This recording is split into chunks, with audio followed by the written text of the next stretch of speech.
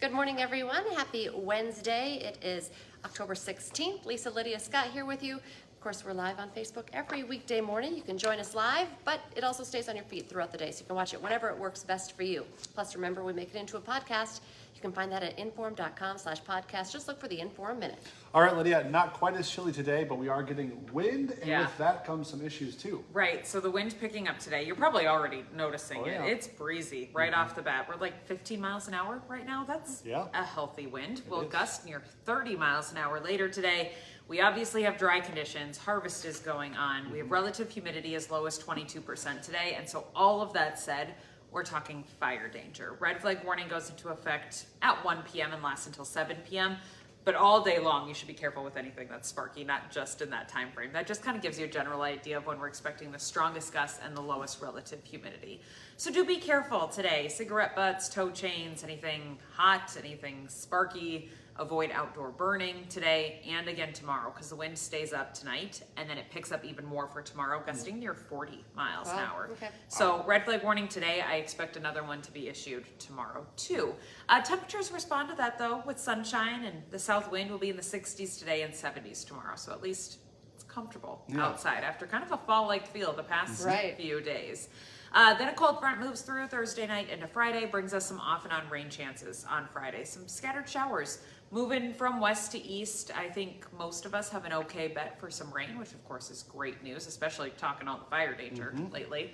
Quarter inch to a half inch is what I'm looking at on the high end, at least. We'll see how all of that shapes up as it gets closer because the rain will have to fall through dry air. So how much of it evaporates on the way down?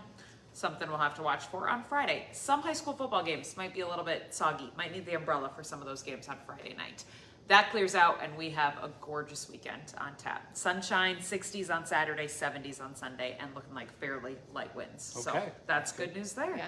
All right, temperatures next week. Roller coaster continues. I've got some frosty mornings and some 70s in the afternoon. It's a little bit all over the place. Okay, that's all, guys. All right, Thanks. classic October. Yes. Okay, well, today opening arguments are scheduled to start in the trial of a West Fargo man accused of murdering his wife. Spencer Moen is accused of killing his wife Sonia inside their home in August of 2023. The couple's two 6-year-old children were home at the time, and they will testify for the prosecution from a conference room inside the courthouse. The trial is expected to last throughout the rest of the week. Today, a Fargo couple who is accused of defrauding taxpayers out of tens of thousands of dollars will be in court.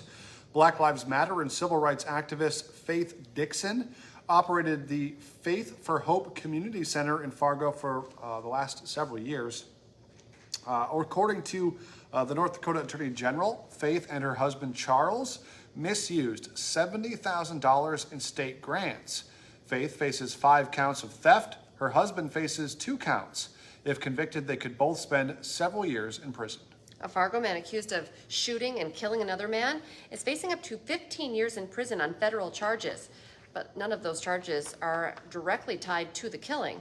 Amir Logan was indicted by a federal grand jury on 5 weapons charges. A federal judge ordered him to be held without bail. He's accused also of shooting and killing 24-year-old Zion Brooks in the parking lot of the Arbors apartment building this summer. Logan claimed self-defense. However, at that time, Logan was prohibited from having a gun. He was arrested last month during a traffic stop, and at that time, officers say that he had a gun on him with no serial number and also drugs on him when he was pulled over. All right, golfers, the season is ending soon with the changing of the seasons. Golf courses are going to start shutting down here pretty soon. But we checked in with Fargo and the golf courses here in the city. That's, in case you don't know, Edgewood, Rose Creek, Prairiewood, Osgood, and El Zagle. So we found out El Zagle and Prairiewood's last day of golf is going to be this Sunday. That's the 20th. So that's right around the corner here. Osgood is hoping to stay open through the end of the month. And then the plan for Rose Creek and Edgewood is to eke out every bit of nice weather that we have. They'll be open as long as possible. So that pretty much means until snow flies or it's just super cold. So get out there and enjoy what you can. Do you have a tee time? Today and tomorrow, I'm going to fight through the wind. We'll see what happens. All right, well, today Grand Forks Public Health is launching a series of walk-in flu and COVID-19 vaccination clinics. They're happening from noon to 4 every Wednesday through the end of the month. They're at the Public Health Office in the County Office Building, which is across from the courthouse. You're asked to bring your insurance card. However, no appointments are necessary. If you would like to make an appointment, you can call, though, ahead of going there, but you don't need to register. Okay. Today on Hot Mic with Dom Izzo, the postseason begins for North Dakota 9-man football this weekend. So who has the best chance to reach the Fargo Dome?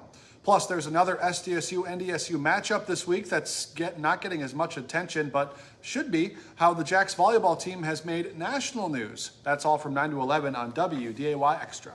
Remember, now's a great time to get your Inform.com subscription, your all-access pass to all these news, weather, and sports headlines. Just go to Inform.com/subscribe to check out the deals. All right, remember to join us the rest of the day for our newscasts as well. Next one's at 11, then 4, 5, 6, 9, and 10. And we'll be back tomorrow morning with First News from 5 to 7, so join us then. Have a great day, everyone.